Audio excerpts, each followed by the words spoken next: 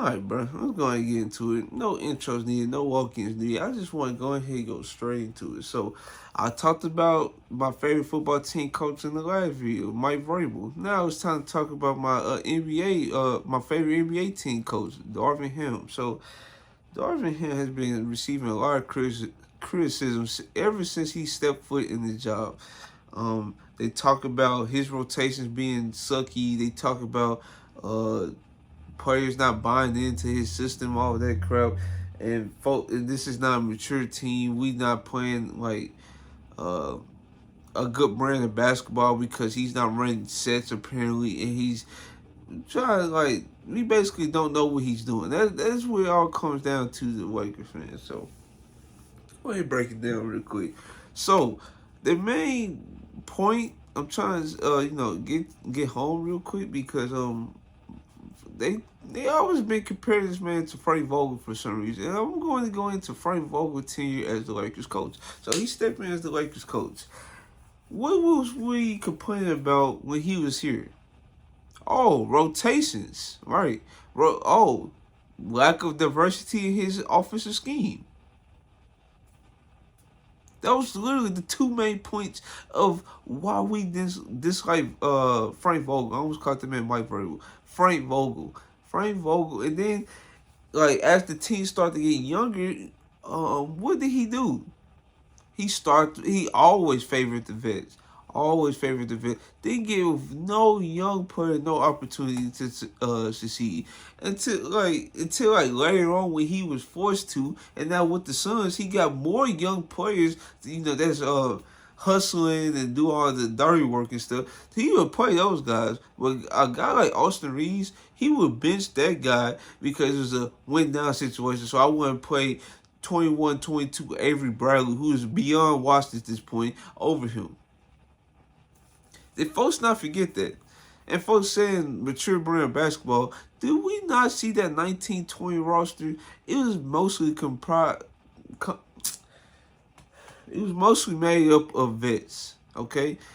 Just look at it. We had LeBron AD, right? Then we had JaVale Dwight, okay? Quinn Cook, he was a veteran, and folks liked him in the locker room. Dan Green, KCP, Caruso, he was a vet. Even though he didn't play in the NBA, he was a vet, but he was a young player in terms of NBA status. Sure, you can say that, but he was a vet. Avery Bradley. Let me see. Markieff Morris, who we got in the bio. That's 10 players. That's a vet right there. The only young player that we had on this team that I can remember was freaking THT. And I remember because LeBron James had this tradition that he has the rookie sing happy birthday to him. We only had one rookie on the squad. What you think gonna be more mature about the team? It better be mature. We have all these veterans on the team, and then you have LeBron James who wanted to deliver a championship in LA, and you see his demeanor has changed. He's been more calm and more like at peace with his tenure here ever since he got the championship. Off his back. You see how that works out. Like, dog, he's chilling. He has nothing to prove no more. If he don't win a championship this year or the next or whenever his time here ends, he's good. He won a championship here. I appreciate LeBron. I appreciate AD and what they done here. But we cannot act like Frank Vogel was like the main clog in that. He wasn't. It was. I wanted him to win Coach of the Year that year. I'm not gonna front. I have tweets. I maybe can post them. I have tweets of saying he should win Coach of the Year. But in reality, when we break it down, yeah, he was relying on AD and LeBron, because those were special seasons from both of them. Yeah, I just don't like when folks just forget about that because like I said, the scheme was not good. It was just not good. And here's why. So, when David Fisdale took charge in the 21-22 season, which was like a bad season, we missed the play. It was just all around bad, right? The offense actually looked better when he was in charge. And then when Frank Vogel decided, oh, I'm getting fired? Oh, yeah, I need to take charge of the offense again to prove my worth. You start seeing more playground basketball. Our offense was just like dead stagnant. Didn't run no sets. It was just a pick and roll. Can I get open? No. Okay. LeBron pound dribble. Malik Monk, hey, pound the dribble.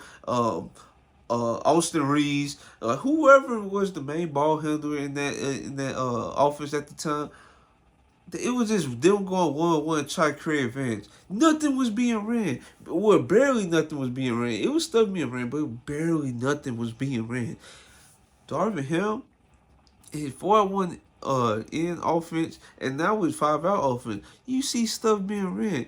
Now I can't think of the exact names of these plays, but I know when I do, let's say like I would say D'Angelo Russell, for example. Let's say he give the ball to LeBron. He run like it was not an elevated screen, but it's like a back screen. It's like an exit screen. That's what they call it, exit screen. And if it's open, they give him the ball, and he's open, and he's gonna shoot it. We didn't see that stuff happen with freaking Frank Vogel. Then with Darvin Hill, you see more double drag. D'Lo, Austin Reeves, let me see. Russell Westbrook at the time. I don't think LeBron James running as much, but mostly those like the point guard and the shooting guard role run that set exclusively, and it works. Frank Vogel was not I cannot name one set that was Frank Vogel go to. I don't know what it was, and yeah, I just don't know what was Frank Vogel go to set. Just dump it down to AD and let him try to go to work or something. Like, I truly don't know. At least Darvin Ham has a go-to set that he can go to, and he has like multiple counters. He can do a double drag, and guess what? With Malik Beasley, remember this play called like Oklahoma or something, where he come out the double drag, then the big man. Then I'm trying to see how it go before I continue. I think he come off the double drag. The second screen man, which was the shooter, Malik Beasley, he act like he was gonna go. Then he come back and AD sets the screen, or whoever is the big man at the time, and then he either shoot it or he take out the dribble. Like, it's multiple counts at that double drag series. And guess what? Double drag has been getting run throughout the NBA. It's one of the most popular sets in the NBA. Frank Vogel did not run that at all. I just truly like this. Like, I don't like the dialogue between with Darvin Hill. You can complain about Darvin Hill rotations, his defensive schemes. You can complain about all that, but compare him to Frank Vogel, who's like now his level on offense, it's just truly disingenuous. Yes, you can say, oh, them boys was hustling their tails off on defense and rebounding. The thing about that is, we actually had the players to actually go up and get rebounds. In his first year here, he played AD and JaVale and Dwight. Okay, that was the first year. Second year, oh, look at here, we bring in Marcus off for what's it called? What's his name? JaVale McGee. We got him. We traded him, and we got Marcus Gasol. Then we have Montrezl Harrell. Then guess what? We signed Andre Drummond in the buyout. Why you think this team always has size? This team always has size. Now, if you want Darvin Ham to play like Christian Wood or Jackson Hayes and start on them, that's fine. But guess what? AD, folks want to complain about AD being a 3-point and he's not that guy no more from three. Even though he shot 33% from three, and I believe he can shoot around that mark again this year, even though he's starting out pretty good with 42%. Well, I believe he's going to come back down to like relatively like 33%. But, yeah, this Frank Vogel always had big, tough teams. Darvin Ham, his first year here, he basically had to play Patrick Beverley as small forward. You tell me that's recipe for success, bro. Russell Westbrook, I believe Russell Westbrook, Lonnie Walker, and Patrick Beverley. Really? And then when Patrick Beverley, when Russell Westbrook hit the bench, who was the lineup? Was it like, I don't know. Was it like Dennis Schroeder, Lonnie Walker, and Patrick Beverley? It was, those lineups was like unfair to Darvin here. Then we go to this year. He got D'Lo and Reed starting because guess what? They did well in the playoffs together. Well, at least Austin Reed did good in the playoffs. this man D'Lo, the D'Lo Austin Reed backcourt should not happen because it puts us at a disadvantage. And I know Darvin Ham trying to reward them for they play in the postseason, but it's time for lineup change. But you can't do a lineup change because guess what? Jared Vanderbilt hurt, Torian Prince hurt, Rudy Hachimura hurt, Gabe Vincent hurt. Like I believe somebody else hurt. Our rookie, Jalen Hood Safino, he's hurt. That's 5 players I just named, and 4 out of the 5 are like rotational pieces. But yeah, it's just all, oh, let's blame Darvin Ham. Really? That's what I'm saying. It's not like it's doing him a disservice, dog. Like it's like, dude, he's trying his best out there.